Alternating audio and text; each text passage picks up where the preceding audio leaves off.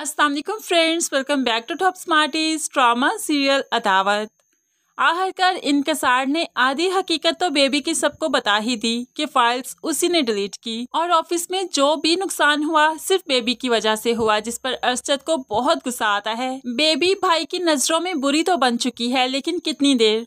बहुत ही शातिर दिमाग रखती है, कुछ ना कुछ ऐसा करेगी कि दोबारा से उसकी नजरों में उठी जाएगी। अब वो कमरे में जब सुबह ही सुबह इनकसार ऑफिस के लिए तैयार होकर निकलने लगा तो उससे कहने लगी, अरशद भाई को यकीन दिलवाना कि मैंने जानबूझकर फाइल्स डिलीट नहीं की। मेरी ऐसी अटेंशन नहीं थी कि आप लोगों को नुकसान पहुंचे, बल्कि जो भी मुझसे हुआ अनजाने में हुआ, गलती में हुआ। ऐसे में इनकसार को बहुत गुस्सा आया और वो गुस्से से चिल्लाते हुए कहने लगा, यानी कि तुम कहती हो कि मैं तुम्हारे झूठ में तुम्हारा साथ दूं? ऐसा कभी नहीं होगा। जो गलती तुमने की है उसे मानो कि वो तुमने की है और आइंदा कभी नहीं करोगी। बजाय शर्मिंदा होने के मुझे झूठ पर उकसा रही हो, ऐसा कभी नहीं होगा। अब इनकसार ने तो बेबी की बात ना सुनी, इसलिए तो वो सुबह सवेरे उठी, तैयार होकर माँ के पास आ जाती है और कहने लगी, आप तो मेरा यकीन कीजिए, मैंने कुछ भी जानबूझकर नहीं किया, सब कुछ गलती से हुआ। माँ बेटी को तो खूब अच्छे से जानती है, इसलिए कहने लगी, बेबी तुम्हारे पहले मसले कम थे, अभी वो रिंग वाली बात खत्म नहीं हुई कि तुमने ये और एक मसला खड़ा कर दिया। हर काम करने से पहले थोड़ा तो सोच दिया करो कि क्या कर रही हो। अब मैं किस किस को तुम्हारी सफाइयाँ देती फिरूं। लेकिन ये बेबी है ना, सबको शीशे में उतारना बहुत अच्छे से जानती है। सिर्फ इनकसार ही इसकी सारी चालों से वाकिफ है, बाकी तो सभी आंखें मूंद कर ही बैठे हैं। इनकसार जो ऑफिस आया तो अरशद ने उसे फिर से एक प्रोजेक्ट करने को दे दिया, क्योंकि अरशद जानता है कि इंसान अपने काम में ईमानदार है। उसने कुछ नहीं किया, बल्कि जो कुछ किया बेबी ने किया। ऐसे में इनकसार बहुत खुश हो जाता है। तो नताशा को ये गेम समझ नहीं आई। वो खुशी खुशी इनकसार के ऑफिस में आती है और पूछने लगी, ये सब कुछ कैसे हुआ? इन्हें तो बहुत गुस्सा था ना, क्योंकि फाइल जो डिलीट हो चुकी थी। तो ऐसे में इनकसार सब कुछ नताशा को भी बताता है कि कैसे उसने बेबी को सबके सामने बेनकाब किया और अब वो बेबी से उकताने भी लगा है। इसलिए वो नताशा से कहने लगा, इस रिश्ते में मैं पिसकर रह चुका हूँ, बेबी की गलतियाँ बढ़ती ही जा रही हैं, अब मैं उकता चुका हूँ। अगर उसने कुछ और गलतियाँ की तो मैं इस रिश्ते को नहीं निभा पाऊंगा।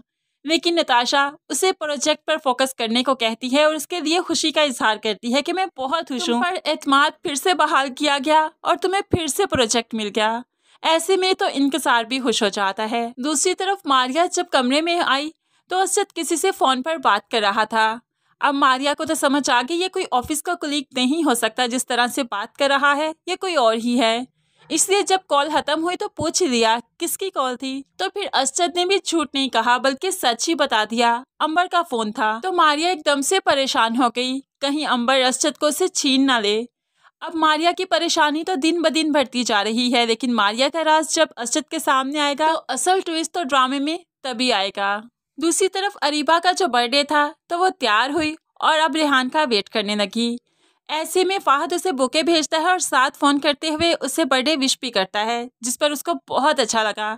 अब तो वो फाहद की तरफ खींची ही चली जाती है, क्योंकि रेहान ठहरा कामों में बिजी, उसे इन चीज़ों का होश ही नहीं। क्योंकि रात के वक्त जब रेहान ऑफिस से घर वापस आया, ना तो उसने अरीबा को विश किया और ना ही कोई गिफ्ट दिया, जिस पर अरीबा को बहुत गुस्सा आया। वो रेहान से गिला भी करती है कि आप बच्चों के ख्यालात से बाहर निकले तो मेरी तरफ तवज्जो देना, आज मेरे लिए कितना स्पेशल दिन है, लेकिन आपको याद ही नहीं।